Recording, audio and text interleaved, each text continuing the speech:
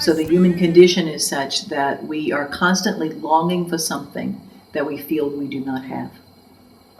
We constantly feel that where we are is where God, the real self, the true self, reality, we see this as one thing, that somehow the place that we are is not the place where wholeness is to be found.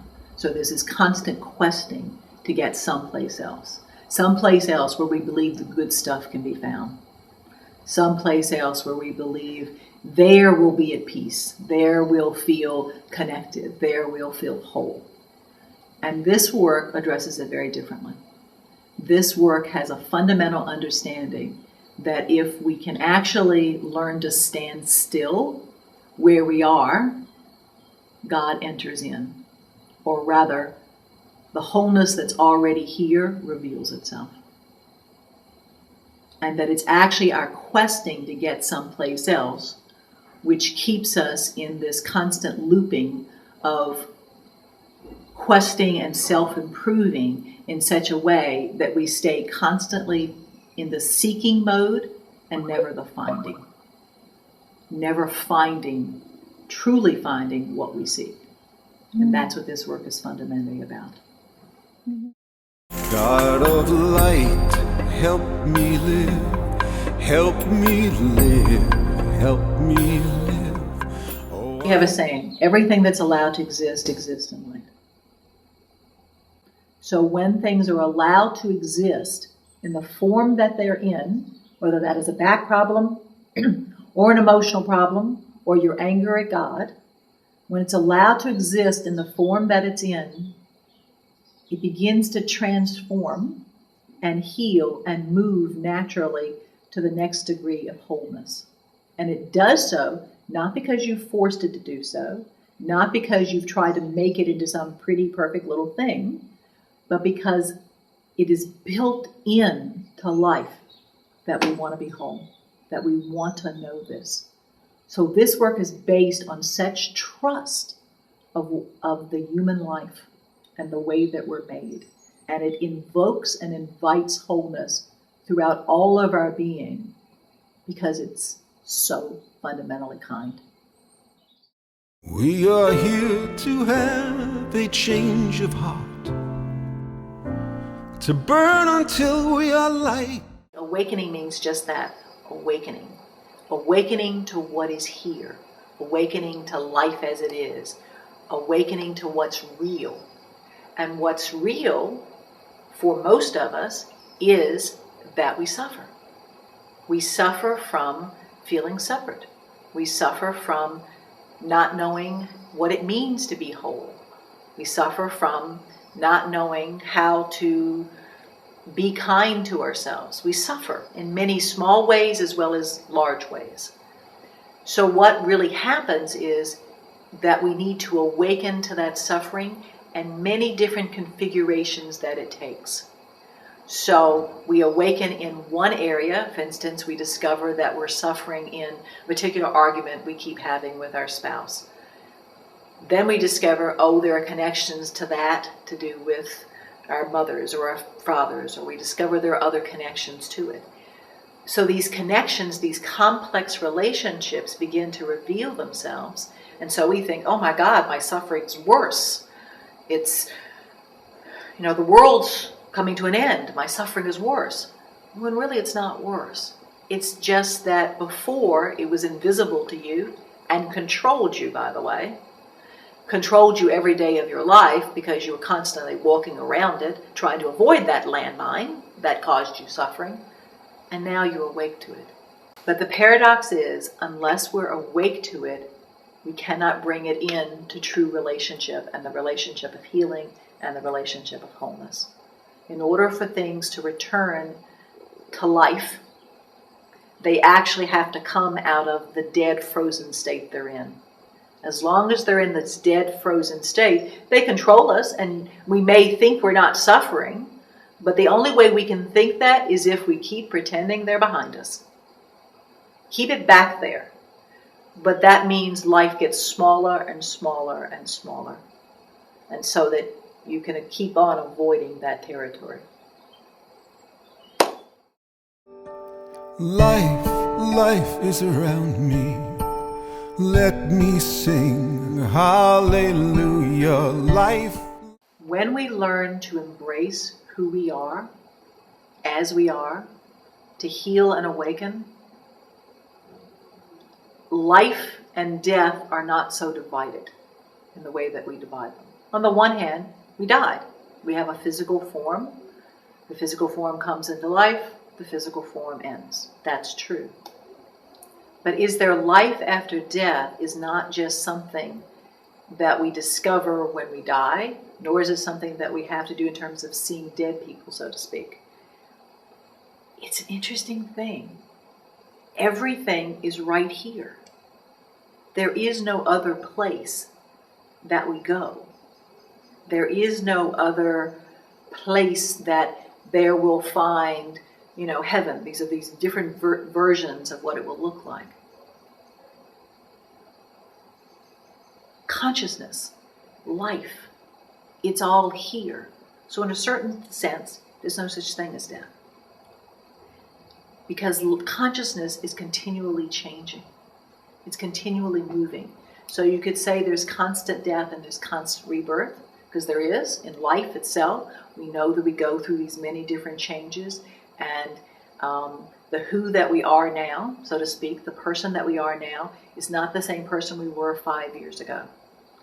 If we really understand that movement from the person that we were then to the person that we are now, you're already having life after death. Because you went through a certain kind of death of the personality and came into a different life, a different kind of wholeness. So is it possible to be in touch with other beings who have passed from a physical form? Yes. Is it possible to be awake to them and their journey? Yes. What's also true is that we limit ourselves to do with our ideas of life and death, because we often think that when Aunt Susie died, Aunt Susie will be the same being that she was. She's not. No more than she was the same being 5 years before she died. The being is constantly changing. That's the amazing thing, where these dynamic, ever-changing processes of being, and we're not static, we're not fixed in the way that we believe ourselves to be. So yes, we can be awake to beings who are not in a physical form, but it's not exactly in the way that we think that it is. The long journey home has started. I've been parted from you so long. Healing and awakening are fundamentally one thing. People talk about awakening experiences they have where they suddenly see the oneness of all of life, and they get how everything is one thing, and they get that. Then the question I have is, can they live it? To live an awakening life means you have to be continually healing. Because we all have ways that we divide and separate, including the fact that we can have these awakening experiences, and then we demand that everyone match our idea of oneness. We can demand that everyone have this sense of purity, this sense that everything is one, so why do we have difference? Everything is one, so why do we fight? Everything is one, so why can't we just sit and chant and sing? Why can't we be friends? So that's the movement that can happen when people talk about having an awakening experience. The struggle with that is it only creates separation. It only takes you out of life. It doesn't take you into life. Healing and awakening means that you move into life. You're not separate. You're not more perfect. You're not more pure. You're not more this than another person. You're another person. And truly, if we're going to heal and awaken, then we need to learn what it means to develop true kindness and compassion for ourselves, the imperfect nature of this world, which paradoxically has within it great perfection. Never alone, my dear, never alone.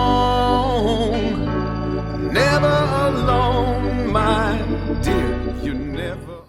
From the perspective of the healee or the client, the friend who's walked in the door, it can look similar to a psychotherapy session, meaning that you're talking about issues that are going on with you, discussions, you're naming things, whether they're physical or emotional, the difficulties that are going on in your life, where you are.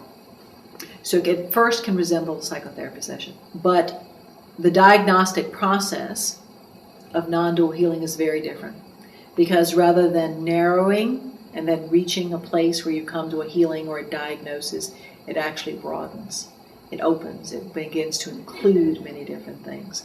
So the healing session is such that the healer will ask a number of different questions. You'll begin to unfold things. Often someone comes with wanting to discuss one thing and it unfolds to someplace else. So there's this movement that happens that is really a movement of wholeness, in which more and more and more is included.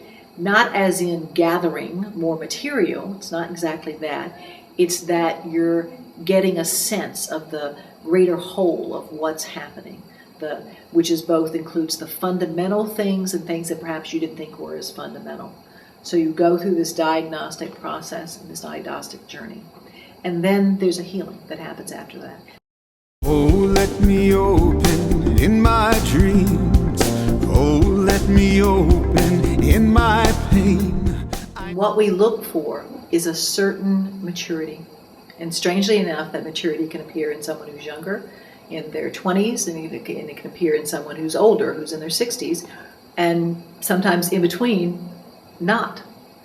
The maturity that we're looking for is someone who has basically been willing to walk into their own pain, and walk into their pain in such a way that they discover something new.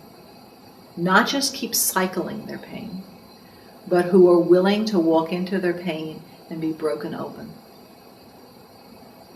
There's a Kabbalistic saying that says only the brokenhearted can receive God. The brokenheartedness that we're talking about is the willingness to transform. Because that's really what healing is about. Many people want to heal, but they don't want to transform. They don't want to change. What they want is life to change. They want their situations to change. They want their circumstances to change. Now, we all have some of that in us, of course. But fundamentally, what we're looking for is a human being who understands on some level that in order to heal, they have to be willing to change. They have to be willing to change their sense of who they are, and they have the willingness to go through that journey, the willingness to discover who they are, the willingness to walk into the fire, if you will, and who are ready to do that, who feel the calling inside of themselves to do that, who recognize that the way that they are in their life doesn't work for them anymore. So to a certain extent, they reach a place where they know that what they're doing doesn't work for them, and they know that there must be some other answer. They don't necessarily know what that answer is, but they're really seeking something that isn't about just another path of purification, or just another path where they straighten up and act right, just another path of self-improvement, just another path of making themselves more something. And they're ready to say, I want to find another way. I want to find another way in which I can break open, change, move more into life.